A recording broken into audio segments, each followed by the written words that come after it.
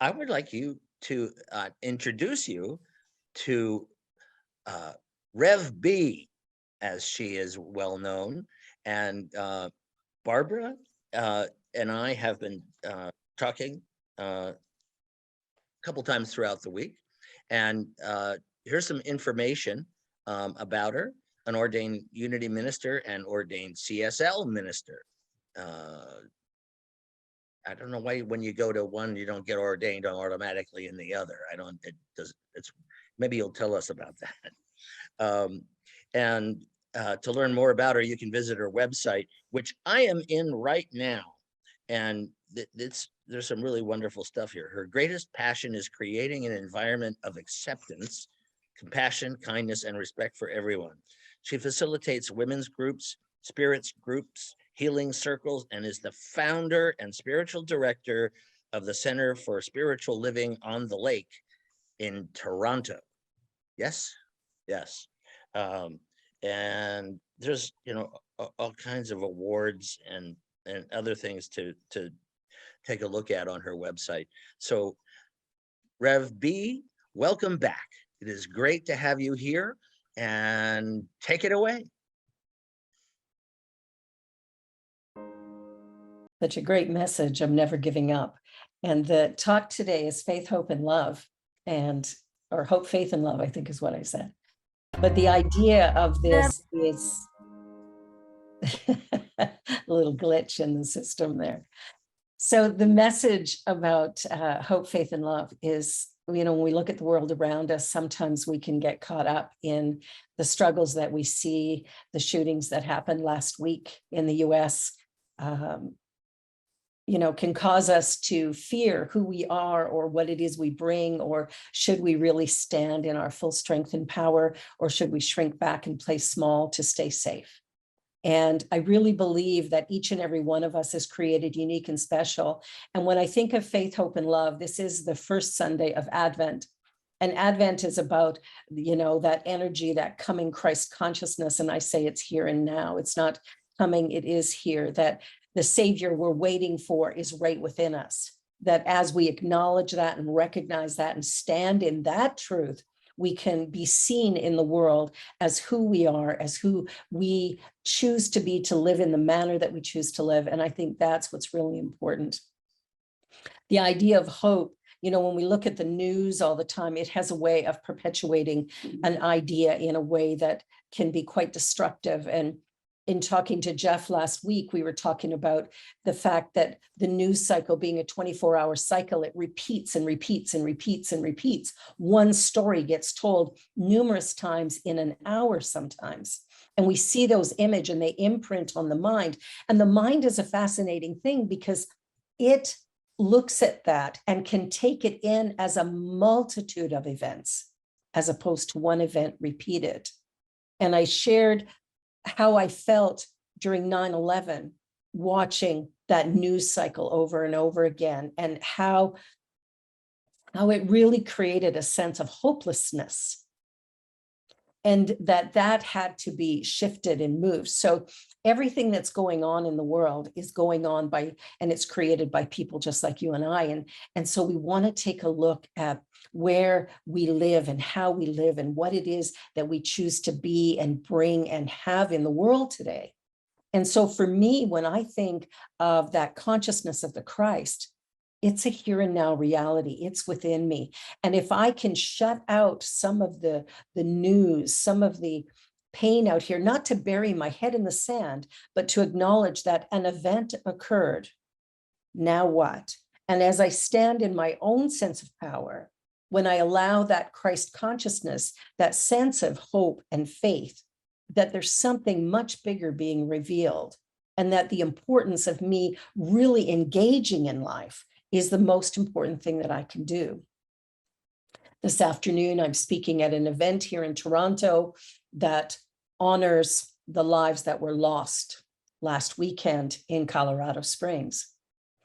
And we are doing that as a collective to stand and in solidarity with life everywhere, going, we have to be for each other. We have to accept the diversity, the idea of inclusion, we talk about inclusion, especially in New Thought churches and centers. We talk about inclusion all the time, but do we really understand what that means? Inclusion means I accept you as you are, where you are, with the path that you've walked or choose to walk today. Now, sometimes being inclusive means that it might infringe on my own beliefs. Can I be okay with that? And that's where the idea of faith comes in. Can I have the faith of Jesus, the man who walked so many years ago in love? You know, this season is about that life that, you know, was born. I don't think he was born in December, but regardless of that, this is the story of a man who chose to live the Christ consciousness, living with faith, living with love. And the teaching of Jesus was love, period. Not love of some people, but all people.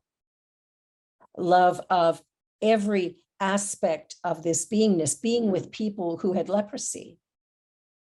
You know, sometimes we look at somebody who's got, you know, an illness and maybe we withdraw. And so I want to say that this season that we've come into is a season for us to really be resilient, to look at the news maybe in little tiny bits and bites. I choose to not watch it at all, and yet it all finds me. Anything I need to know comes into my awareness because somebody's going to tell me. Somebody's going to tell me. And I'm okay with that. I want to know what's happening in my world, but I don't want to be drenched in it, drowned in it. I don't want to become distrustful of people. I don't want to begin to be one of the haters. What I want to do is find a way to practice love in all the things that I think, say, and do moment by moment, recognizing our oneness, right?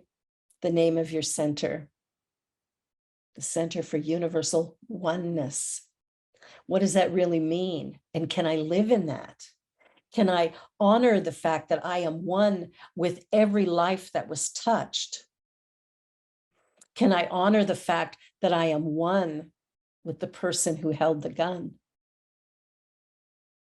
Can I honor the fact that I am the bully and the bullied? Can I honor the fact that everything in life is a part, like it's all connected? And so the very best thing I can do is be the best me that I can be. And so when I stand in love, which to me means oneness, when I stand in love, what that means is I will hold space for all of humanity. And when I see something that is disconnected or discordant, instead of hating on it, without wishing it away, I choose to embrace it in a deep, loving space of forgiveness, of allowing that power of love to be the healing force, because I really believe, truly at the core of my being, that love is the answer. That I cannot change your mind by forcing something down your throat. I cannot change your mind by beating you up. I cannot change your mind by holding a gun to your head. But if I can love you, just love you, as you are, where you are, with all of the challenges that life brings, maybe, just maybe, you'll be able to love yourself enough to love me back. That's the hope I have for our world. I recently watched a very powerful TED Talk by a gentleman by the name of Daryl Davis, who is an American musician. And he is a young man, he's a Black man. And as a young man, he learned about racism when he was about 10 years old and couldn't understand it. So he started reading all kinds of books and trying to discover, what is this about and why does this happen? And at one point in time, he said to his assistant, I think he was in his early 20s, he said to his assistant, I want you to book me an appointment with the head of the KKK in our region. Just don't tell him I'm a Black man. And I want to sit down and have a conversation with him. And so he started a series of conversations.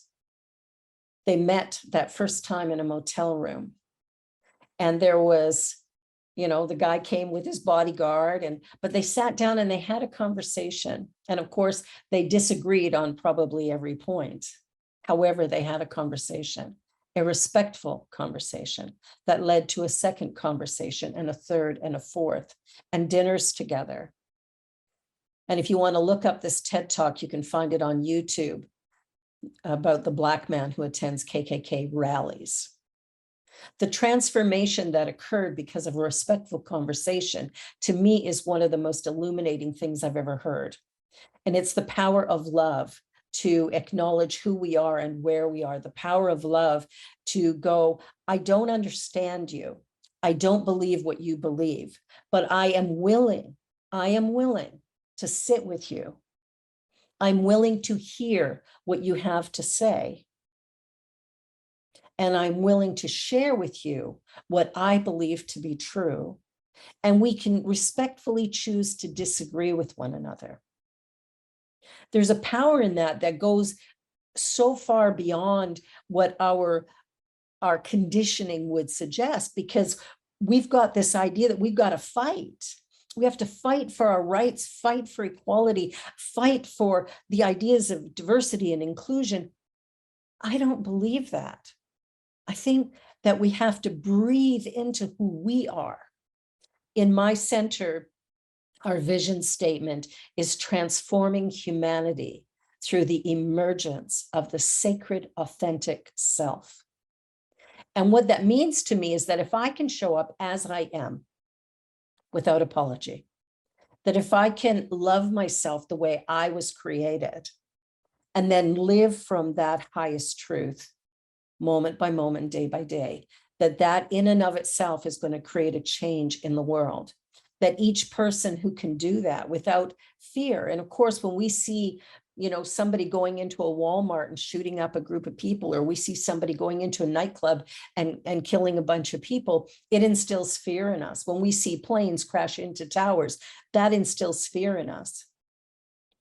What I want to understand for myself is that I have a choice about where I focus my attention.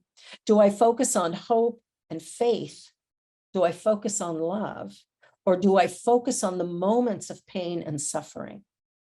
And for me, I choose to focus on love. I choose to focus on, but by the grace of God, maybe I could be in that situation. But by the grace of God, here I am in this place instead. I was walking along a mall in Calgary, an outdoor mall, and there was a woman pushing a shopping cart filled with all her earthly possessions, asking for change. And so I went up and I gave her the money that I had, and I struck up a conversation with her, and she looked at me in disbelief. She said, you're being kind to me. And I said, well, of course. She said, most people spit at me or tell me to go get a job or go get a life. They're mean to me.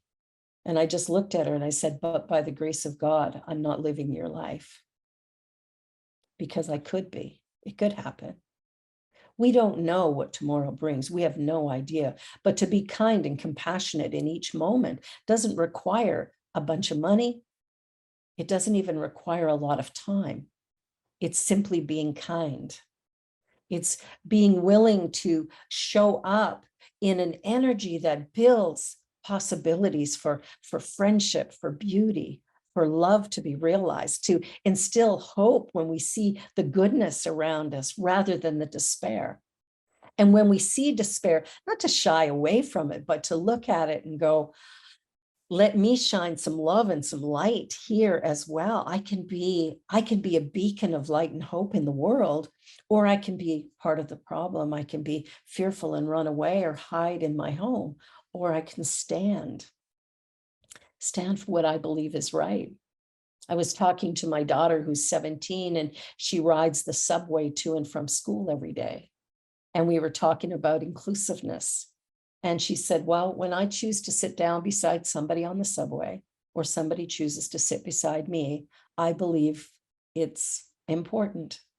And she said, if the person beside me hasn't bathed and smells real bad, she said, I will not get up and move. I will stay. I do not want to disrespect this person by getting up and walking away from them in disgust or whatever. She said, I can't do that. I want to just be there. I chose it, and I chose it for a reason. And I thought, wow, that's pretty great. Because when we think of inclusiveness, when we think about living in love and grace and goodness, we sometimes forget that there is a price to pay for that. There is something about it. You know, the universe is such an exact system that whatever you resist persists, that whatever it is you struggle with, that's what's going to show up for you to be reminded or awakened to another way of being. Good friend of mine, a Black woman, I was having a glass of wine with her a few days ago, and we were sitting chatting. And she said, you know, I got on the bus to go to university. And as I sat down beside a white woman, that woman then turned away. And there's a wall right beside her, but she had her face right up against that wall rather than to be near my friend. And she sat like that for a few minutes, and then she got up and stood for the rest of the ride on the bus rather than sit beside this Black woman. And I thought, wow, the suffering that she would experience as a result. And then the hurt that my friend felt that, you know, you're going to walk away from me because of the color of my skin. We live in a world that's very diverse, and I really believe there are no mistakes or accidents. I truly believe what was said in the beginning, that we were created in the image and of the likeness of God. Well, if we're created in the image and of the likeness, that does not mean that God is a 5'2" woman sitting here on Zoom today. What that means is each one of us, the energy, the vibration of life itself is within each one of us. We are all that expression, and that God doesn't create junk. I remember years ago having a picture of a little kid on my fridge, and underneath it, it said, God doesn't make junk. Each one of us created perfect, whole, and complete. There's 8 billion people on the planet, and not one is a mistake. Every one of us is here to share our unique and special way of being, to create a world that is beautiful and colorful and fun and interesting. I mean, could you imagine if every single person looked exactly like you, loved exactly what you love, did exactly what you do every day? Like, holy moly, nobody'd ever collect the trash. I wouldn't have anybody to come in and clean my house. I'd have to do it myself. There'd be nobody to teach our kids, or maybe there'd only be teachers or only be ministers. Well, who are we going to minister to? When I come into this season of the Christmas season, the Advent season, I'm reminded that the Savior I'm seeking is right here within me. And that as I turn to that, and as I welcome all of the aspects of me, especially the parts that I don't like so much, the parts that maybe I was criticized for as a child, the ways I was told I was wrong and bad, when I can come to a place of going, you know what, let me just embrace all of that. Let me just be who God created me to be. And maybe in being who God created, maybe in that comes my freedom. That's where my love can really expand. That's where joy becomes the experience. It's like I can feel a weight lifted off my shoulders because I don't have to wear those masks. You know how we wear one mask when we're going out on a first date and another mask when we meet the in-laws for the first time? A different mask when we're, you know, going for a job interview. What if we dropped it all and recognized that we live in a universe that is absolute perfection, and that somehow by being me, I add to it, I don't subtract from it? That by living authentically, having enough faith to know I'm created by this divine creator, this intelligence is being me, that somehow I am the right person at the right time in the right place, that who I am and what I bring is not only important, it's essential. And what if this were true for all of you, for every one of us here today, that each one is created unique and special and essential to the unfolding of our universe right now? I always sometimes think of a beautiful tapestry, these beautiful tapestries that are hanging in museums. Gorgeous, colorful, telling a story. But if one thread were missing, where would the eye go? It would go to that flaw, wouldn't it? That would be the thing we would notice. If even one of us were missing, this couldn't be what it is. If even one of us walked away, this couldn't be all that it could be. Life is for living and doing it large and full. Life is for showing up in all the ways that are unique and precious to us, being that little something something that we are, and giving that into the world with a sense of gratitude.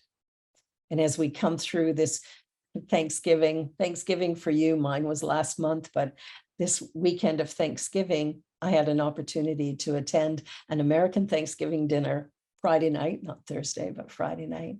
And it was wonderful to be together with 20 other people sharing a meal and talking about all that we had to be grateful for.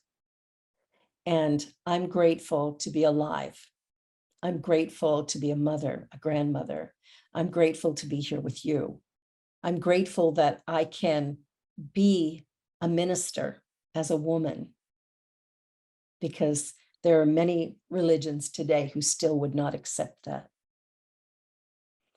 The journey that we're on is about waking up,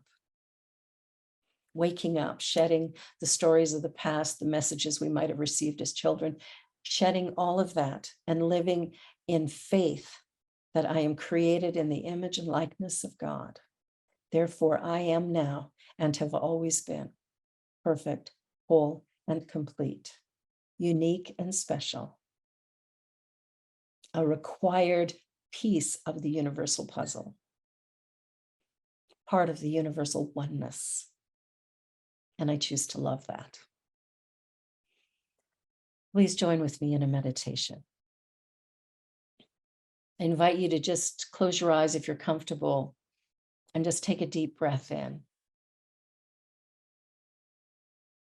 And as you relax, taking another deep breath, and sitting in this moment, acknowledging that there is a power within that is infinite. There is a light that is at the source or the core of each and every one of us that is brilliant and beautiful. It is the expression of love. It is the healing power of love. It is life itself.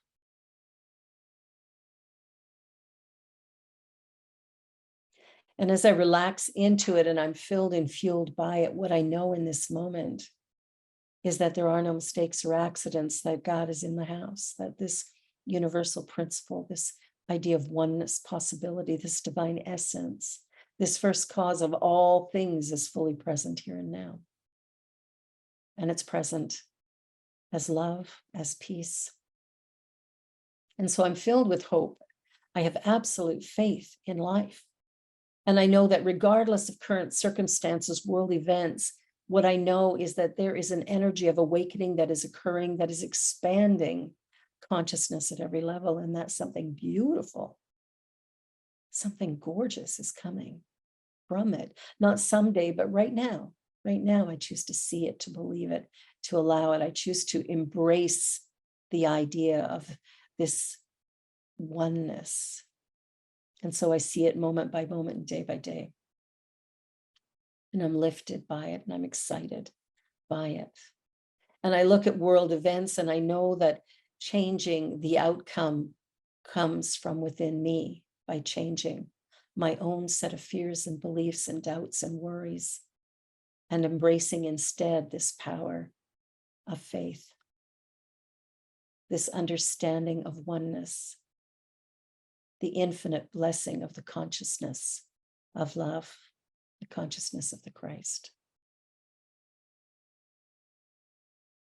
Today is a new day, and there's so much to be grateful for. Grateful for each experience that we've had this week, grateful for each person gathered here, and grateful for a new reality moving forward. That life is unfolding. Consciousness is waking up. That something beautiful is not only on the horizon, but is right here, right now, within each and every one of us. I give it voice, I give it attention, and I live in that place of faith, hope, and love, accepting that all is well, right here, right now. So with a truly grateful, grateful heart, I release this into the divine one, knowing all is well, and I let it be so. And so it is. Amen.